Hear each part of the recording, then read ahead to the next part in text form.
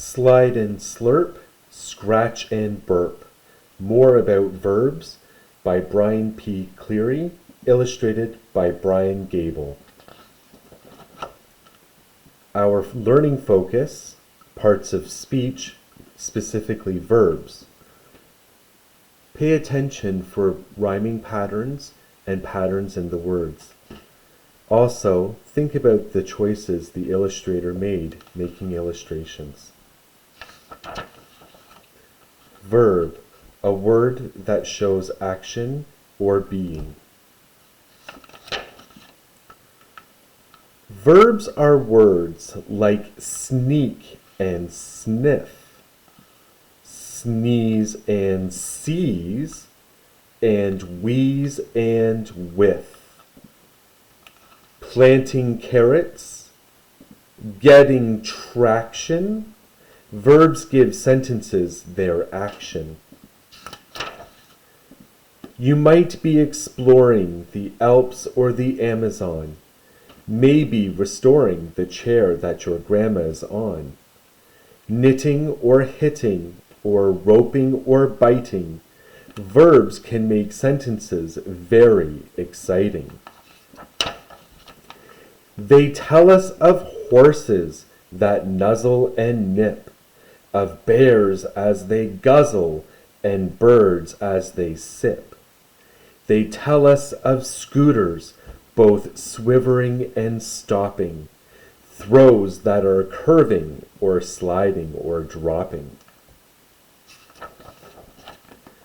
So wrap a package, tie a knot, clap your hands, or cry a lot.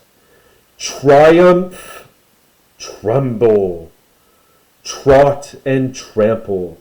You'll use a verb for each example. Fly to the flower shop, dash to the dance, swing by the swimming pool, frolic in France. Soar to the circus and float to the fair. Without verbs, your sentences can't go anywhere. Each sentence has a subject. It's kind of like the star. It's what the whole thing's all about. Dave's dish, Mom's look, Todd's car. Subjects always need a verb. It's what makes fish swim, and lanterns light, and writers write, and clippers cut and trim.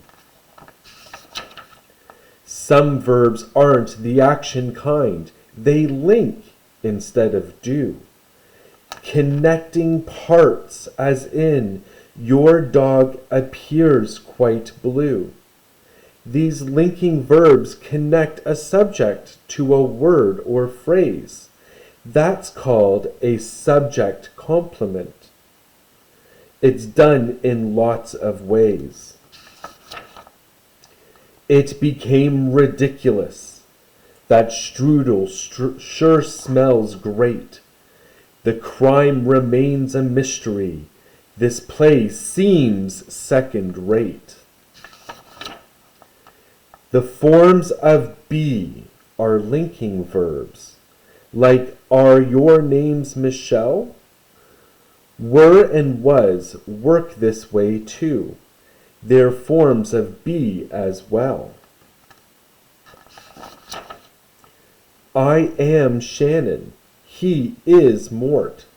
Were you the one who was in court? There are times a form of be is all that's needed verbally.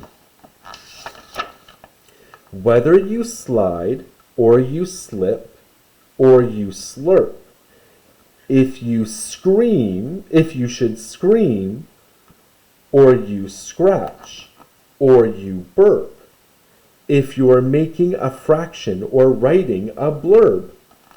Because there is action, you know it's a verb. So if you should gloat, or you glisten, or listen, say to the chef, Take that out and put this in. Whether you pounce or pronounce or perturb, I'm here to announce that you're using a verb. So, what is a verb? Do you know? Freeze the picture and try to identify the verbs.